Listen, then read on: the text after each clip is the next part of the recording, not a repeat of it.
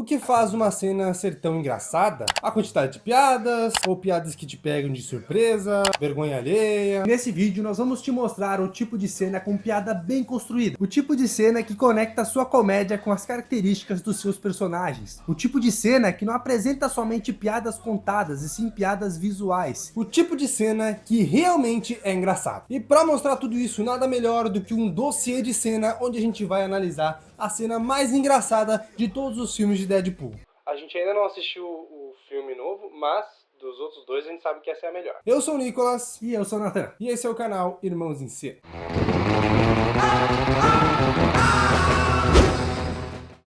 O sonho do Dupinder era participar da super equipe X-Force. E qual é o nosso sonho, Nico? Bom, o nosso sonho é que você participe do nosso canal, se inscrevendo, deixando o like, deixando seu comentário, entendeu? A gente não vai ser tão pau que nem o Deadpool, entendeu? A gente quer que você participe mesmo. Venha fazer parte da nossa equipe.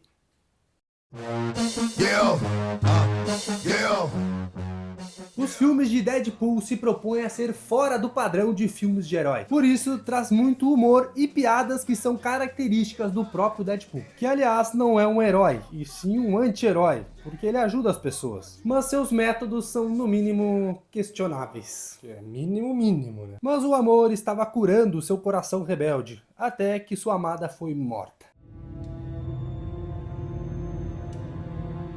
Com isso, ele acaba perdendo o sentido da sua vida e tenta se matar de qualquer jeito, mesmo ele sendo imortal. Porém, a esperança aparece onde ele menos esperava, quando ele vê no garoto Rust uma chance de se redimir e assim poder reencontrar a sua grande amada. Mas para ajudar o garoto, primeiro ele precisa resgatar esse garoto de uma prisão, e não vai ser tarefa fácil, porque essa transferência de presos é de presos ultra perigosos, e com isso a segurança vai ser redobrada. Além de que o Cable quer matar o garoto, né, já que no futuro ele mata a família dele. E já que a segurança é redobrada, ele precisa criar um plano que envolve uma equipe. Porém, a gente vai ver que ele vai montar essa equipe do jeitinho Deadpool de montar equipes. E já na seleção dessa super equipe, a gente já vê uma maneira totalmente fora do padrão de como os outros montam equipes. Por exemplo, nos Vingadores, os heróis são escolhidos por informações e convocados, e na Liga da Justiça também. Mas nesse filme, eles abrem uma vaga de emprego e as pessoas têm que mandar currículo para concorrer à vaga. A vaga de super vilão, sei lá, super herói, enfim. E depois de recolher todos esses currículos, o Deadpool e o seu amigo Foinha se reúnem para avaliar os candidatos. E o primeiro a ser entrevistado é o Badland, que tem o poder de distorcer campos eletromagnéticos. E só por ser interpretado pelo Terence Crews, já tem uma magia ali, né? Já tem uma magia no personagem. Já gosta daquele personagem, já acha engraçado só por ser interpretado por esse cara. Qual é o superpoder? Eu distorço campos elétricos. O segundo a ser apresentado é o Zygash, e como ele mesmo fala, ele cospe vômito ácido. Porém, o seu nome não tem conexão com o seu poder, já que a tradução do nome fica... Espírito de época. Ele até tenta mostrar o seu poder, mas não é necessário. Quer que eu demonstre pra Não, vocês? não, valeu, tá tranquilo. Todo mundo aqui já comeu um podrão. Imagina, ele ia fazer assim... Oh! Como é que ele ia vomitar? O terceiro candidato é o Vanisher. E ele acaba mostrando seu poder de uma forma inusitada, já que ele se apresenta pra nós sem mesmo estar no local. Ele não tá aqui não, né? Acho que ele tá meio atrasado. E essa cena já mostra como o roteiro é muito bem pensado, não é só uma piadinha engraçada, é construído, sabe? Porque eles usam muito bem a característica do personagem, o poder dele, né? Ué. Vanisher! O quarto candidato é o Shooter Star, e o seu poder é ser um alienígena parecido com um humano. Na verdade ele é igual a um humano. Mas qual a diferença dele? Diz ele Que ele é melhor que os humanos em tudo. Mas e aí, como é que isso ajuda a gente? Eu meio que sou melhor do que você em tudo. Então ele é melhor em roubar também. Ladrão! Isso claramente é uma brincadeira com os alienígenas dos quadrinhos, que são geralmente iguais aos seres humanos. A quinta candidata é a Dominor, que diz ter o poder de ter sorte. E de fato, assim, é um poder difícil de se acreditar, porque ele não é visível. E o Deadpool deixa bem claro que ele pensa a mesma coisa. E ela discorda. Isso não é superpoder. É sim. Não é não. É sim. Não é não. É sim. Não é não. Ah, é sim. Não é não. O último candidato é o Peter, e ele é o melhor de todos. Não tem. Disparado.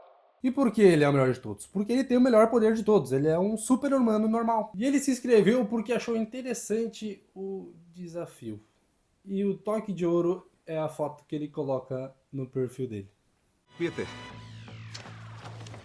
Tu já mandava um fake no Orkut, né não, velho? E por incrível que pareça, ele é aceito para a equipe, como todos os outros. Exceto o Dopinder, né? Que até mesmo antes da seleção já foi negada a sua presença na equipe. E essa piada ela é excelente porque ela é muito bem construída e ela não precisa de explicação no final. Eu não sei se você prestou atenção, mas essa entrevista tem uma lógica por trás, uma sequência que foi colocada pelos roteiristas. Pois a gente começa com os poderes mais normais, com um pouquinho de humor, e se você prestar atenção, os poderes e os personagens vão ficando cada vez mais engraçados e estranhos. E se a apresentação dessa equipe foi boa, a primeira cena deles juntos é absoluto cinema. E ela começa com todos reunidos no avião, do qual vão pular de paraquedas. E aí a gente pensa todo mundo se preparando, suas armas, suas facas, seus poderes alienígenas. E aí aparece a preparação do Peter. Mas o melhor de tudo é o comentário que ele faz sobre o real vilão do mundo. Ainda não conheço esse tal de Cable, mas garanto que ele não matou tanta gente quanto câncer de pele. O Deadpool então informa a todos o nome do grupo, dizendo que é contra o machismo. Por isso, ao invés de X-Men, ele vai dar X-Force.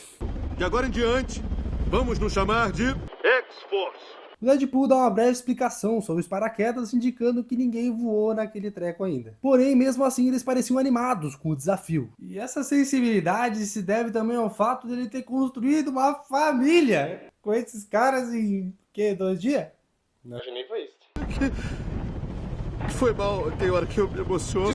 No primeiro momento a gente acha que é uma piada, mas quando você viu o primeiro trailer, você viu que ele realmente se afeiçoou a alguns personagens que estavam ali. O Peter então pede se ninguém mais está preocupado com o vento forte lá fora. E vendo que foi ignorado, ele Pede pra ir pra casa. Eu quero ir pra casa! O Deadpool então ignora o pedido do Peter, ele começa a gritar com o Peter, tentando intimidar e encorajar os outros. E mostrando isso, o Deadpool vai no ouvidinho do Peter e fala que ele só tá fazendo isso pra encorajar os outros mesmo. Só tô gritando pra impressionar os outros. Eu nunca deixaria nada acontecer com você, Crush. O Deadpool quebra a quarta parede e pede pro DJ colocar o som na caixa. E a música que começa a tocar é Thunderstruck de AC/DC. Yeah! E nesse clima de AC/DC, todos se empolgam e se levantam pra pular do avião. E o Peter... ele tenta.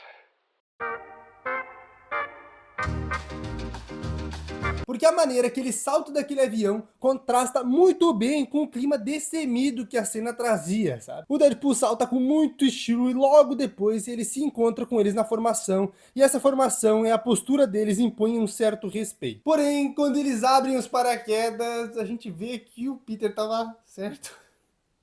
Eles deviam ter ouvido Peter, porque todos são levados pelo vento forte, e o próprio Wade Wilson, que é um soldado treinado, tem dificuldade de pousar em uma placa de publicidade. Esse vento, ele é tipo um sopro divino da comédia. E assim, o mais engraçado é que a gente sabia que ele tava ali. Só que a gente também ignorou ele, entendeu? Então quando eles abrem o paraquedas, a gente vê o vento realmente agindo, a gente fica... pô, é o vento, não! O Deadpool, então, ele olha pro resto da equipe e a gente vê que realmente não vai dar bom. E isso se confirma quando a gente vê o Bedlam, que é o primeiro a pousar, e ele dá com tudo num ônibus. E morre. E outro que morre instantaneamente é o Shooter, que é picotado por um helicóptero. Comprovando que o Sr. Shooter Não era tão especial assim não, né? o Vanisher também não acaba pousando no lugar certo e ele cai aonde? Num Fio de luz. E nessa hora acontece simplesmente a maior revelação dessa cena. Que é o Brad Pitt aparecendo no lugar do Vanisher. O pior de tudo é que o cara é invisível. Então ninguém pode ver. A vantagem seria se o cara fosse feio. Mas qual é a vantagem de tu ser invisível, mas tu ser um Brad Pitt, cara? Eu ia querer aparecer, eu não ia querer ser invisível, pô. Depois dessas 3 mortes, o mais improvável acontece, que é o pose perfeito do Peter. E com isso ele se enche de felicidade, de orgulho, ele pensa, eu sou o herói. I'm a hero. E aí ele vê o Zag sendo triturado lá por um triturador e ele pensa, Quem vai salvar ele? E nessa hora, enfim, nós vemos o poder do Zygest. Porque ele vomita em cima do Peter e o Peter vai de ralo. E é interessante a gente pontuar também que a cada morte a gente consegue ver muito bem a expressão do Deadpool. E isso é por causa do trabalho da edição gráfica e do Ryan Reynolds, que gravou 2 vezes a cena, um com a máscara e outra sem. Assim, os editores conseguiam ver a expressão que o Ryan queria colocar no personagem e colocavam esses detalhezinhos a mais ali na expressão dele com a máscara. E assim, a única pessoa que sobrevive é a única pessoa que tem um poder útil pra essa situação. Porque a Dominó sobrevive. Ufa! E ela ainda tá na direção certinha do ônibus lá onde tá os prisioneiros. E o Deadpool acaba revelando pra ela que todos os outros morreram, mas ele confessa que... É uma confissão que a gente também ia querer fazer, tá? Que o Shuri Star era um babaca mesmo que merecia morrer. Isso não é ideia não, boy. A Dominó xinga ele de burro, mas ele se justifica dizendo que ele não tinha como saber do vento. Mas, na verdade, todo mundo avisou ele que tinha vento, né? E que não era uma boa ideia. Por fim, ele rouba uma lambretinha e vai em direção à sua missão, mostrando que praticamente toda a formação da equipe era só uma piada mesmo, que não tinha nenhuma função para salvar o garoto. E a única personagem que acaba sobrevivendo é a Dominó, que vai se mostrar muito mais útil o poder dela nessa missão do que todos os outros. É, porque ela ajuda o roteirista a se justificar com as suas escolhas, né?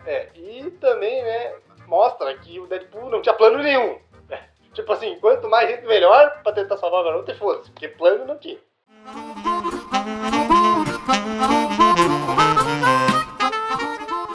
Mas o nosso plano, Nathan, qual é? O nosso plano é que você deixe o like, que você deixe o seu comentário aqui também e que se inscreva no canal. Então, por favor, faça essas 3 etapas que o nosso plano estará completo. Porque a gente tem um plano. E não tem vento nele.